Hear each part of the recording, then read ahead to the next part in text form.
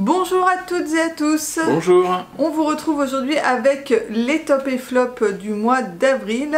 Et on va commencer par un flop, une fois n'est pas coutume. C'est une série qu'on a regardée sur Canal Série. Je te laisse la présenter, Nico. Alors ça s'appelle La vérité sur l'affaire Harry Kéber.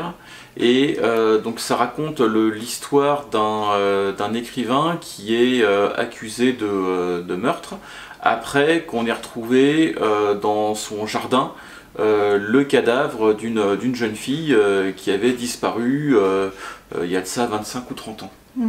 Et il a un ami écrivain lui aussi qui est un petit peu son poulain. Il est plus jeune que lui, il lui a pris un petit peu des ficelles, enfin ils sont potes mais avec une relation avec un différentiel d'expérience. Ouais, lui c'est son mentor quoi. Voilà, lui Kéber, c'est le mentor du petit jeune. Voilà, Harry Kéber, l'écrivain accusé, c'est le mentor du petit jeune.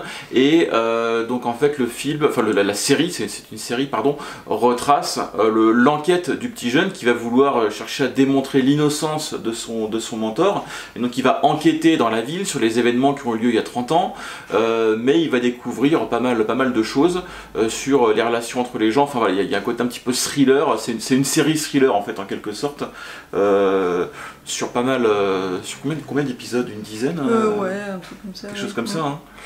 Et au début on était pas mal accrochés, c'est sur la mise en place de l'intrigue et tout. Et en fait, on a trouvé que ça s'essoufflait au fil de la série.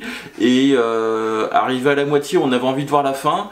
Mais arrivé à la fin, on a trouvé ça bof. Quoi. Enfin, ouais, ça faisait un peu flop. Alors, on va pas dévoiler tous les ressorts de l'intrigue, les ficelles, les raisons exactes pour lesquelles on n'était pas emballé à la fin. Mais ça part un peu dans tous les sens en fait. Non, mais voilà, c'est ça. L'histoire elle est très alambiquée, ça devient plus très crédible au bout d'un moment. Il y a trop de ramifications et du coup, effectivement, ça crée une espèce d'empilement de circonstances qui font pousser un peu trop loin la suspension d'incrédulité, on va dire. Et du coup, on perd un peu le fil et on est moins embarqué au bout d'un moment. Et donc cette série, c'est tiré du livre La vérité sur l'affaire Harry Kéber de Joël Dicker, donc qui est un livre qui est assez connu, que nous n'avons lu ni l'un ni l'autre. Et du coup, moi je me demande si le livre est pareil, un peu alambiqué et fait un peu flop, ou si c'est la réalisation de la série, je sais pas, qui est pas très bien adaptée du livre, mais... Dites-nous dans les commentaires si vous avez lu le livre, est-ce que vous en pensez?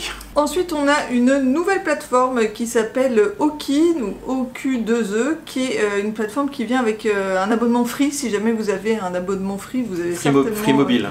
Ah, Free Mobile, c'est pas Free Internet? Ah bah on n'a pas Free Internet, donc je sais pas s'il est avec Free Internet, mais moi je l'avais avec Free Mobile. En tout cas, voilà.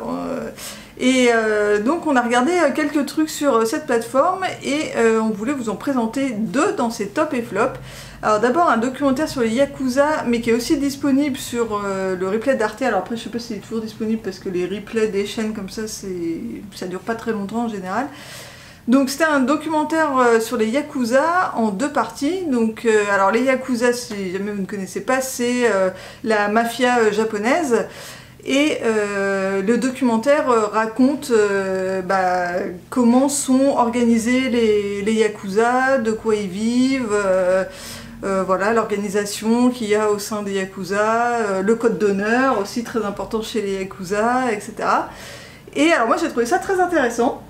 C'est pour ça que je l'ai mis dans les tops, mais moi je ne connais absolument rien au Yakuza et Nico n'avait pas de mon avis. Toi t'as pas trouvé ça très intéressant? Non mais en fait... Parce que toi tu connais déjà plein de trucs sur les Yakuza, au travers de tous les mangas que tu lis. Et... Les mangas, les films, voilà, ouais. Je m'intéresse pas mal à la culture, la culture japonaise, c'est un grand mot, mais enfin j'ai lu pas mal d'œuvres, j'ai consommé pas mal de produits culturels qui font que je connaissais déjà tout ce qu'il y avait dans le documentaire. Ouais, voilà, toi t'as rien appris, mais pour les néophytes comme moi, c'était quand même assez intéressant. Ah mais donc c'est pas que c'était pas bien, c'est juste que du coup ça m'a fait moins d'impression qu'à toi, voilà. C'est comme si on avait regardé un documentaire sur le tricot, j'aurais appris plus de choses que toi et j'aurais sûrement été plus emballé.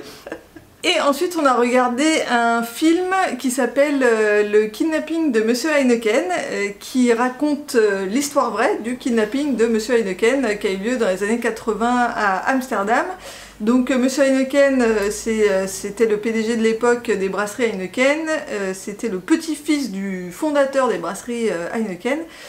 Et en fait, il a été kidnappé contre rançon, enfin, les kidnappeurs ont demandé une rançon, et c'était à l'époque la rançon la plus élevée jamais demandée pour un kidnapping. Donc Monsieur Heineken est joué par Anthony Hopkins, et le film était plutôt pas mal, enfin, nous on connaissait pas du tout cette histoire.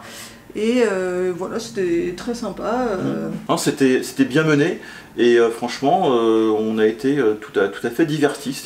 C'était une bonne soirée. Voilà. Et enfin, comme toujours, le point d'orgue des top et flop, ça va être l'instant Fast and Furious.